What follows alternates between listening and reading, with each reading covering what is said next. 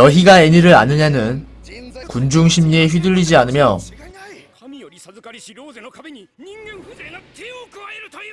타인에게 모범을 보일 생각이 전혀 없습니다.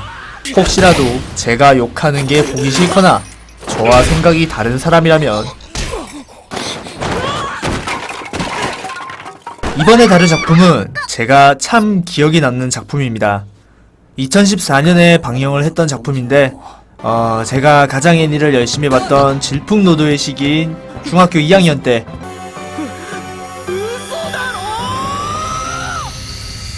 애니 플러스 본방사수를 하면서까지 봤던 작품이었습니다. 메카쿠시티 액터즈. 이 영상은 메카쿠시티 액터즈와 엔젤비트의 약간의 스포일러가 들어가 있습니다. 주의해주세요. 이 애니는 일본의 초가 5개 붙어도 모자랄 정도의 유명 보컬로이드 프로듀서 진이 만든 카게로우 프로젝트를 애니로 담아낸 것입니다. 진은 자신이 만든 세계관의 스토리를 곡으로 담아내었고 이 곡들이 연달아 히트를 치게 되면서 다양한 미디어 믹스들이 쓰나미처럼 쏟아져 나왔죠. 관련 수록곡이 무려 38곡이나 되며 PB와 가사를 통해 캐릭터들 간의 관계와 떡밥들을 풀어가는 것이 이 작품의 주요 포인트입니다. 이런 대인기 프로젝트가 애니화를 한다니, 당연히 많은 기대를 품을 수밖에 없죠. 하필이면 당시에 저도 우타이테 곡을 굉장히 많이 듣던 시기였으며 자연스럽게 카게로우 프로젝트 곡들도 접했었던 시기였습니다. 노래만 듣고 이제 안의 내용들은 전혀 몰랐기 때문에 이 애니를 통해서 저도 카게로우를 입덕하려고 했었죠. 메카쿠시티를 만든 회사는 샤프트인데 먼저 이 회사에 대해서 살짝 언급을 하고 넘어가도록 할게요. 샤프트는 비록 규모 자체는 작지만 일본 애니계에서 가지고 있는 영향력은 절대 무시할 수 없는데 역대 애니 BD 판매량 상위권을 차지하는 모노가타리 시리즈와 마법소녀의 새로운 패러다임을 형성한 마마마가 샤프트에서 나왔기 때문입니다. 전체적으로 샤프트는 자기만의 특색이 확고한 회사예요. 굳이 원작을 흉내내려 하지 않고 자기들만의 형식과 빠른 화면 전환 그리고 특유의 못 걷기가 대표적인 특징이죠. 워낙 특색이 강하다 보니 샤프트에서 나오는 작품들은 원작발을 좀 타는 경향이 있습니다.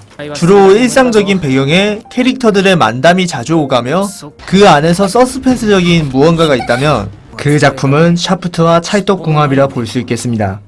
카게로우의 주요 재미도 캐릭터들의 떡밥을 파헤치면서 진상을 알아내는 내용이기에 팬들은 샤프트에게 많은 기대를 걸게 되었습니다. 꽤나 궁합이 잘 맞을 거라 생각했죠. 제작사 이야기도 했으니 이 작품의 장점에 대해서 한번 이야기를 해야겠죠? 하기 싫어. 작중 등장인물 중에 에네라는 캐릭터가 있습니다. 의지를 가지고 있는 소프트웨어라는 설정의 캐릭터인데 이 작품의 마스코트 같은 캐릭터예요. 작품에서 성우와의 궁합이 가장 잘 맞고 많은 비중을 차지하고 있는 캐릭터입니다. 사실 저는 이 캐릭터만 보고 이 작품을 봤다고 해도 과언이 아니죠. 아니면은 도저히 못 보겠거든. 장점이 이것밖에 없느냐?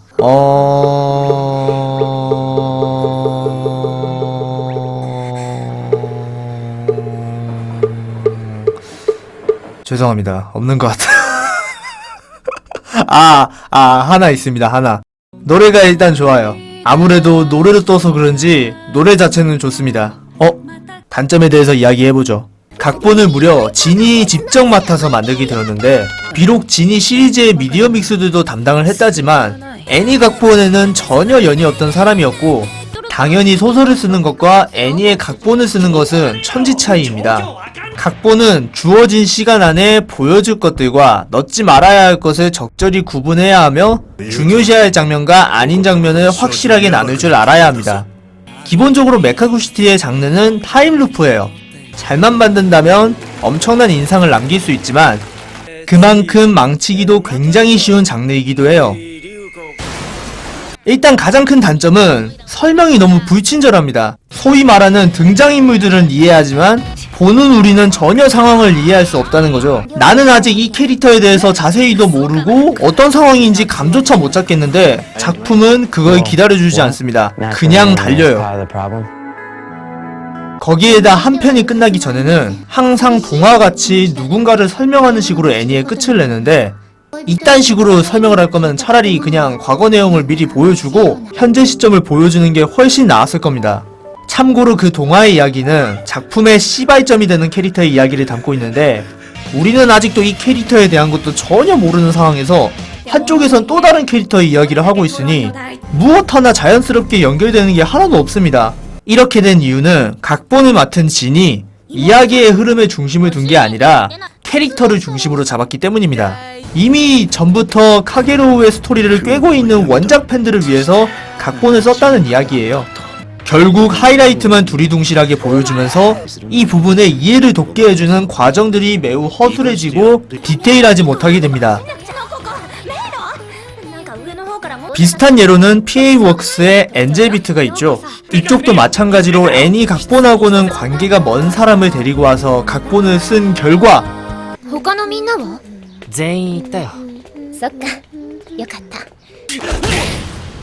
아마 이 애니를 보고 스토리 이해를 하셨다는 분들은 10중 8구 이미 원작의 스토리를 다 꿰고 있을 가능성이 높을 겁니다. 왜냐하면 이 작품에서 스토리를 이해하는 것 자체는 쉽게 할 수 있거든요. 설명이 불친절한데 이해는 하기 쉽다? 이게 무슨 말일까요? 자, 예를 들어 제가 늦잠을 자가지고 빨리 학교로 가야 돼요. 그래서 막 하고 있다가 갑자기 지갑을 소매치기 당합니다.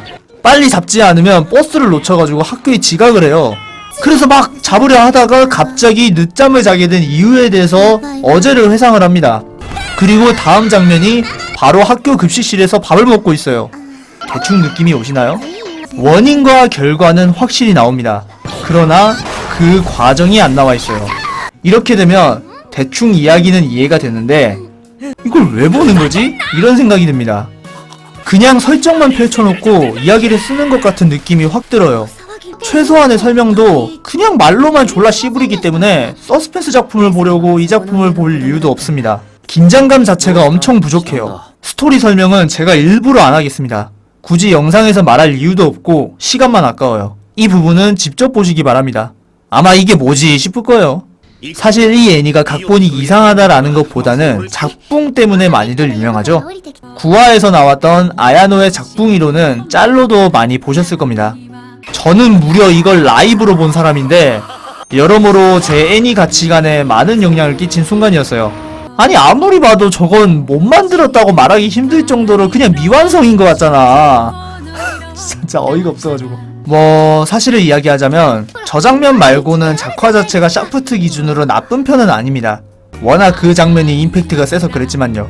메카코시티 액터즈 캐릭터를 앞장 세워서 서스펜스와 디테일도 박살내고 희대의 명장면을 남겨 샤프트의 나락을 예고한 이 작품의 한 줄 평은 非常に言いにくいことなのだが、何がパニックに陥ってはいけない。何の話ノートを忘れてしまった。千鳥。